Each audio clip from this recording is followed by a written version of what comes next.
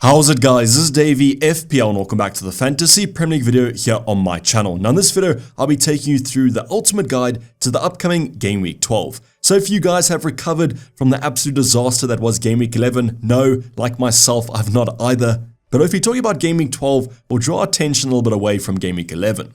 Now yes, Game Week 12 looks on paper like yet again a pretty strong game week. The talking points might not be that big, but the biggest talking point I feel about Game Week 12 is all about captaincy. So yes, a usual talking point on these ultimate guides, but I've taken it a notch further, a step up from the usual, and I'll be taking a deep dive into the stats of my top 8 favorites. So we're going over the stats, and then I'll be going over my top 3 favorites from a personal point of view, so make sure that you guys stick to the end of the video to check those out. Other talking points do include an injury update on all your favorite options. Matty Cash, Erling Haaland, are they back for the upcoming Game Week 12? And if you guys are looking for a defensive transfer, I'll be going over some alternatives. So that's something you guys are interested in. Sit back, relax, and let's get straight into it. So as always, the stats review is going to be the first talking point of this ultimate guide. I'll be going over the attacking stats and the defensive numbers with an actual change to the defensive stat I'm using. So if you guys have been watching these ultimate guides, you'll know that my attacking stat of choice is XG non-penalty. Why I go for the non-penalty variant is I don't feel like penalties are that consistent. So you guys can include them when you look at individual players, because obviously if a player has penalties, the XG will be better than another player. But in terms of the teams, who's to say they get a penalty this week and not next? Now if you guys do want to go over the XG variant, don't worry, go over to Fantasy Football Fix. I use their Opta Stat Sandbox, and then you guys can do this analysis yourself. So on the left hand side, as always, the top 6 sides in terms of XG non-penalty per 90 minutes, Liverpool are cementing their spot at the top with an XG non-penalty of 2.13. They're followed by Newcastle, Man City, Spurs, Everton, and finally Aston Villa. So most of these sides you would expect them to have good attacks. As always, Everton are clinging on to the top 6 spot, actually the top 5th spot, and their performances have improved dramatically over the past few game weeks. Now these top 6 sides, definitely looking to target one of them for my captain. You guys will notice the one team that's not going to be here is going to be Arsenal, and they're actually mid-table. So in terms of captaincy, or if you guys are looking to target an attacker, all of these 6 sides look pretty decent. Even a punt on Everton could be good. Now let's go over the bottom 6 sides, and these are teams to target from a defensive point of view. For example, if your defenders are facing Sheffield United, those are going to be your Brighton assets this week. The chance for a clean sheet should be there, as their XG non-penalty per game is 0.63. Otherwise, as Arsenal defenders are super popular, they're facing Burnley, the second worst attack, followed by Nottingham Forest, Luton, Bournemouth, and finally Crystal Palace. Now I do expect the Crystal Palace attack to improve dramatically now that Eze is back in the lineup. They really struggle without him, but that's understandable as he's a quality option. But there could be a massive amount of clean sheets. As you guys know, a lot of the top 6 sides are facing these bottom 6 teams. So hopefully a lot of FPL points this week. So once again, the left hand side, target these players for attackers. On the right hand side, you want your defenders to face these sides, as the chance of a clean sheet should be quite strong. But now let's go over our defensive numbers, and on the left hand side, I'll be going over the top 6 defenses from an expected clean sheets point of view. The reason I like to go over expected clean sheets is this normalizes over every single game week. For example, let's just say one team faced Man City, they conceded 5 goals in that. The XG conceded might be quite high, but in the next game, they actually keep a clean sheet and have a low amount of XG conceded. But if you looked at the average of those 2 games, it would be about 2.5. So that's why I like to go over the expected clean sheets, because as I mentioned, it normalizes over the game weeks. And in terms of that stat, the top 6 defenses are Man City at the top, Arsenal, Newcastle, Chelsea, Liverpool, and finally Spurs. I also want to shout out Aston Villa here. They're actually tied with Spurs at that 6th spot. But I just want to talk about that Spurs defense. So once again, as we always say, the Man City defense is so good. I wish we could kind of have a nailed option. John Stones, though, got injured last night, and therefore it might be quite predictable. But you never know with Pep Roulette. That's why with the Arsenal lineup, it's a little bit easier. But as you would have seen in the previous game week, Gabriel ends up being benched. So I don't really know what happened with that fixture. Now Newcastle, they've just lost Dan Burn. How's that going to impact their defense? I guess that's a wait and see, but I'll be going over some replacements as he's a long-term injury. Then finally we have Chelsea, Liverpool, and Spurs. A lot of these defenses we're not really targeting at the moment, but when a Reece James is back to full fitness or a Chilwell, they might be quite attractive options.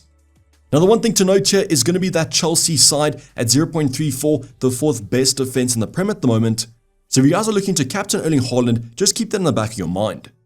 Now the more important or more exciting stat of these defensive numbers is going to be what defenses to target for your attackers. So I've actually changed this stat up. I now will be going over expected goals conceded per 90 minutes and not the expected clean sheet metric. The reason I'm going to do this is that I do feel if you're looking for a team to target from an attacking point of view, the clean sheet doesn't really matter. You want as many goals per fixture. So kind of the exact reason I spoke about the expected clean sheet metric and why I use it for the best defenses is the exact reason I don't want to use it for the worst defenses, as you really want to target the team that's conceding the most amount of XG. So if you guys do understand that, if you don't, as always, comments down below and I'll try and explain it in a different manner. But all you guys have to know is that Sheffield United are the worst defense at the moment.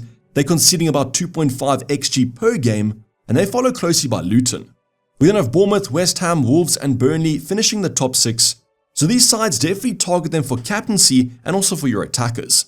So like the defenders this week, a lot of these top 6 attacks are facing the bottom 6 defenses. That should theoretically just be a bunch of goals, and hopefully we can get our picks and our captain bang on. So the one team that I didn't want to see here is going to be West Ham. As you guys know, I own Areola. I'm pretty sure a lot of you guys do as well. The fact that they're the 4th worst defense in the Premier at the moment isn't too nice, but I guess maybe Areola gets a few save points. Now, another team I want to highlight here is going to be Wolves. As you guys would have seen, Spurs, we spoke about this, Spurs versus Arsenal in terms of the attackers. Spurs are currently leading them, one of the top 6 attacks, and Wolves are actually conceding more XG per game than Burnley are. So when you combine these two stats, is Son a better option than Saka? I guess in terms of the team ratings, I guess you'd have to give it to the South Korean. Now Sheffield United, if you guys own a Matoma, I wanted a piece of that Sheffield United game, so I own a Dringa. 2.5 expected goals per game. I'm just hoping that he starts, because there could be a great amount of goals in this one. Otherwise, United are facing Luton. Could a Bruno or a Rashford be enticing options? I guess if you trust United enough, you could go for the Captaincy, as surely United score against them.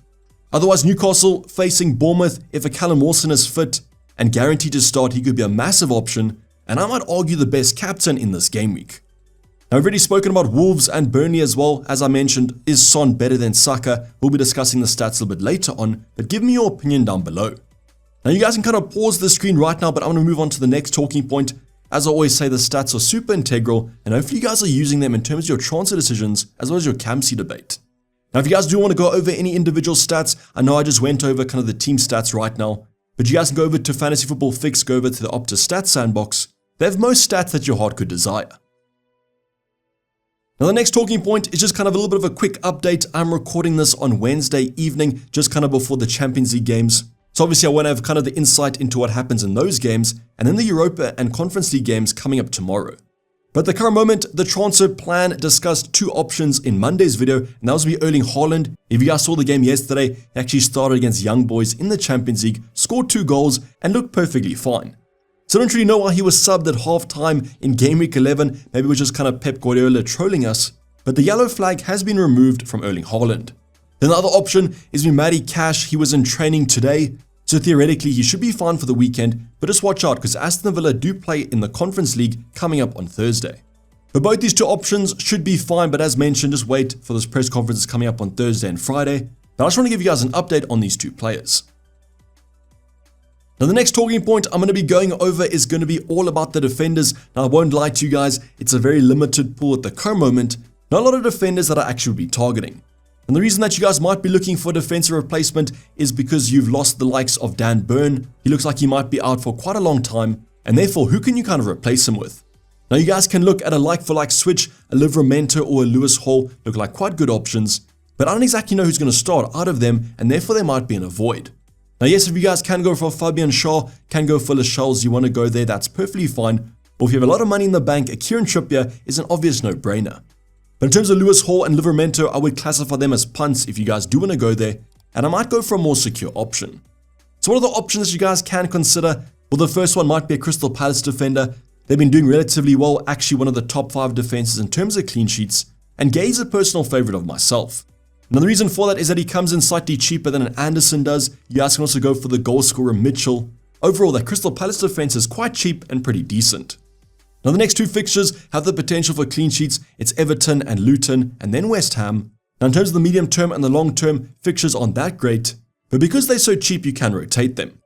Now another option that is a little bit questionable is going to be Lewis Dunk from Brighton. I don't think Brighton have kept a clean sheet this entire season. All I know is the defense isn't that great.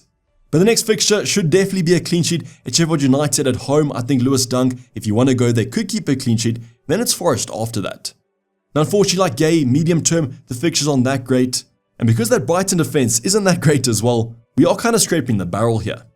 Now if you guys also want to go for another alternative, a Wolves defender, Wolves have pretty decent fixtures, but the defense isn't too great. So at this cheaper price point, you guys are really struggling. And that's why my personal favorite is if you guys can afford a Saliba at his more expensive price tag. I know you might have to find 0.5, 0.6, but that Arsenal defense, the stats look great, and Saliba's absolutely nailed. So yes, you guys can go for Gabriel or Zinchenko, but I do believe there might be some rotation there, and that's why the best option is going to be Saliba with those lovely Arsenal fixtures. So Burnley, Brentford and Wolves, I expect maybe 2 clean sheets out of 3 in the next fixtures, and in a position where the defenders aren't that great, Saliba really is the standout.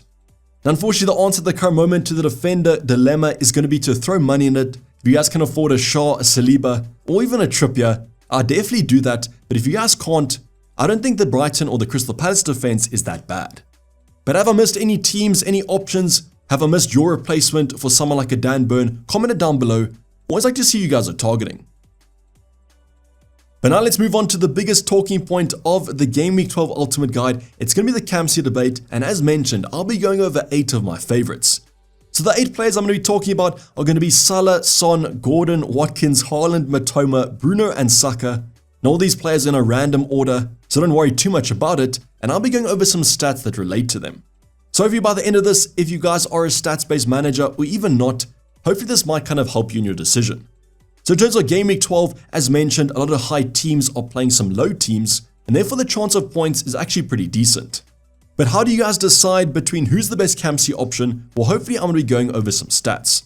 So the first stat I want to go over is going to be XG involvement. If you guys don't know, XG involvement is a combination of expected assists and also XG. Now the XG I've actually used is going to be the non-penalty variant. I just believe, as mentioned, the penalties sometimes aren't that consistent. But let's just say that you are discussing between a Salah or someone like a Watkins. I definitely give Salah the edge because he is on penalties. So just remember that. I don't know if it'll go into my decision making, but I would use it if it's down to the wire and you are deciding between 2 options. So in terms of XG involvement, you guys can see that there's 4 kind of options that I would be looking at. The first one is going to be Salah at 0.94. We've got Erling Haaland with the highest at 1.02. Then we have Watkins and Heung-min Son at 0.82 and 0.74 respectively. After them, it kind of downgrades a bit. We've got Gordon and Bruno at 0.57, 0.58, and then all the other options are around 0.5. So generally, when you guys are looking at captaincy options, think Salah, Son, Watkins, and Haaland right off the bat have that edge, as these players are involved whenever their team scores. So from an individual point of view, the biggest stat that you guys can look at is XG involvement, but now let's look at the team ratings. So we're going to take a throwback to the previous talking point or the first talking point of this ultimate guide, and now let's look at the XG on penalty of the team. So you guys can see Liverpool at the top there with Mo Salah 2.13 expected goals per game, followed by Newcastle and Man City at around 1.9. And we also have Heung-min Son there with Spurs at 1.83, and right at the bottom you guys can see Bukayo Saka at 1.42. So Aston Villa and Brighton at the moment are performing better than an Arsenal, and that is slightly worrying if you guys want to captain him. Now another talking point we can go over is going to be the XG conceded of their opponent. You guys can see off the bat, we've got Gordon and also Matoma and Bruno facing very easy teams. All those teams with above 2 expected goals conceded. Now unfortunately, here's where Salah does take a hit. We can see Brentford at 1.32, not the hardest fixture on the cards. It's Haaland against Chelsea. But in terms of all these players, here's the second worst fixture. Now I guess the saving grace of someone like a Saka might be the XG conceded. You would have seen that Burnley aren't the best defense, but definitely not the worst at the moment. So what I then did was I times all these factors together. Basically in my mind what I was saying is I want to times the XG on penalty or the attacking threat versus the defensive threat, and that won't give us the amount of goals expected, but it will give us a kind of a rating. Then I took that rating and I times it by the XG involvement of the player. So what we've kind of done here is we've taken the team's rating versus the fixture rating and then times it by the individual rating. So the order you guys see these players in is not actually random. It's going to be from best to worst. So yes, Mo Salah at the top, Bukayo Saka at the bottom, which is not really what I was expecting. So I actually thought that Saka might be the best option or the second best option in Game Week 12. But in terms of the stats, Arsenal have been lackluster and so has Saka. So in terms of the actual rating, if you guys are kind of listening on audio, it's going to be Salah, Son, Gordon, Watkins, Haaland, Matoma, Bruno, and finally Saka. But obviously don't use these ratings as gospel, but they might come into account if you guys are deciding between 2 options. So I do think Salah is probably the safest option this week to go for. I think he'll have the highest effective ownership, especially after Erling Haaland's blank. And I think Son's also a very decent option. But if you guys do want to go differential, it might be Gordon's time to shine. What I'll be doing here is pay heavy attention to Eddie Howe's press conference. If Callum Wilson will be missing, Gordon could be playing out of position. So yes, a striker Gordon might be too hard to ignore against a very poor Bournemouth side. So from a differential point of view, I might be looking at him. But I do think I kind of agree with the stats on this one. I think Salah is my favorite rating, Son's comes in second, and then I'd probably give it to Watkins over Haaland. But what I want you guys to do in the comments down below, comment your favorite 3 options in order from first to second to third of who you think the best options are this week and not the ones that you guys own. Now we're going to expand on this Captaincy debate, and I know that you guys love projected points or predicted points, so I went over to Fix, got their top 3 rankings, and these are going to be the players on screen. So the first option, or the players expected to score the most points, is actually Bukayo Saka at 7.5.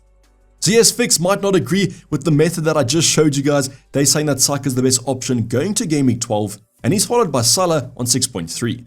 So about a 1 point difference in terms of the projected points, which is actually quite a lot. And then we have Matoma in third at 6.0. So I do think the fixture of Sheffield United at home is a great one for Matoma. That's probably boosting his rating, and he could be an outside punt if you guys want to go there. But do I agree with the ratings that Fix has given? I probably would say on paper, I'd say that Saka is the best option. But I don't know if that tells you the entire story of how Arsenal have been this season. But I see that Salah is still predicted to score quite a few points. As mentioned, I currently have the armband on him. But to go over the Captaincy debate and to kind of conclude it, I'm going to take the stats review that I just mentioned. As I said, my favorites are Salah, Son, and then Watkins. Now you guys can see the actual projected points from Fix. So you guys know Salah on 6.3, Son is on 5.7, and Watkins on 4.8. But I actually think that all 3 of these assets could be the best going to Game Week 12. But I want to see those ratings of Captaincy in the comments down below. Who's your first, your second, and your third favorite? Obviously assuming that your number 1 is going to be who you have the armband on. But a very big debate going to Game Week 12. I definitely think that Captaincy this week is going to be absolutely massive. I think there'll be quite a few splits between effective ownership. It just comes down to who picks the best option. So hopefully I've helped you guys out with this choice. But if I haven't, comment down below and I'll try to help you out a little bit more. If you guys have any other talking points you want me to go over, if you want to know if a transfer is worth it or not, drop it in the comments or my Discord server, link in the description. You guys can also follow me over on Twitter for all the updates. Otherwise, I'll see you guys in the team selection coming up tomorrow. But this is basically a wrap for the video, guys. Hope you guys did enjoy it. Please don't forget to like if you did and subscribe if you haven't subscribed yet. As mentioned, team selection coming up tomorrow, so make sure those bell notifications are turned on. But I'm signing off. It's been Dayvy FPL, and I'm out. Cheers, bye.